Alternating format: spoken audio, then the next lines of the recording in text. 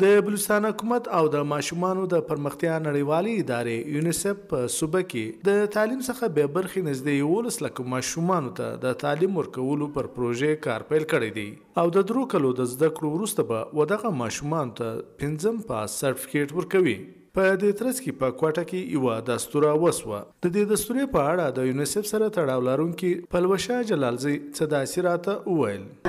دا د هغو کوچنیانو دپاره موږ پروګرام جوړ کړی دی کوم کوچنیان چې د ایجوکیشن له دارې زده باندې دي هغو ته یو سهولت هم نه دی میلاو سوی دی یا خو هغو په علاقه کې سکول نشته یا که سکول شته هم هغه ټیچر نه ورځي یا په بله وجه باندې دا کوچنیان له سکوله پاته سوي دي. نو دا کوم کوچنیان چې پاته سوي دي او دا په یو سایټ باندې دي په ګیرجز کې کار کوي یا په کورو کې کار کوي یا په کارخانو کې کار کوي دا کوچنیان به له تعلیم څخه مکمل طور باندې محروم سي. نو دغو کوچنیانو دپاره آئین هم دا وایي چې دوی ته بنیادي حق دی چې دا تعلیم ورکول سي. نو دغه تعلیم دپاره موږ د 6 کالو جو پرایمري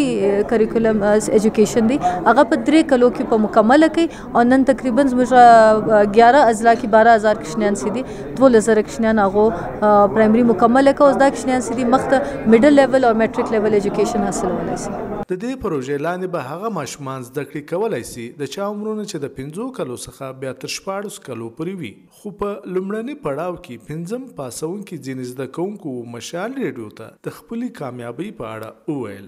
جب زه چې خبر شوم دا ایل پي سکول خلاص شوی دی دا چې ما داخله واخیستله بیا ما داخله چې ما واخیسته بیا هم د څه سبق ویلی سره بیا زه لاړم زرګنجې ته بیا د کار شروع کړی و کار هم کوم هلته چې استاد ته ورغلم حساب کتاب هم کوئ هغه تنخوا هم را بډاوه کړله. بیا سکندې زموږ یو ټیچر وي هغه ډېر محنتي ټیچر وي موږ ته به ډېر ښه سبق راښولی. بیا سکندې موږ هغه سکول کې د 2017 کې پرچې ورکې په هغه پرچو کې پرچې زموږ ورکې بیا په هغو پرچو کې ما 400 نمبر وړو په 2 نمبر راغم. دلته د تعلیم د کارپوهانو په وینا چې دا وخت د صوبې په لرې پرتو سیمو کې ډېری ښوونځي نشته خو پر دې برسیره اوسنی حکومت په دې هڅه کې دی چې ټوله ماشومان د تعلیم د زیور څخه برخمن کړي. په دې اړه د بلوچستان د امتحاناتو یو لوړ رتبه مامور سعدالله توخي راته وویل چې حکومت په ښوونځیو کې د غیر حاضره استادانو د حاضرۍ یقیني ګرځولو لپاره هم ګړندي ګامونه پورته کړي دي. موږ ابسنټ ټیچر چې دی هغه آیډنټیفای کړو پیدا یې کړو او هغه ته د قانون مطابق کوم بیډا ده د مطابق سزا ورکو.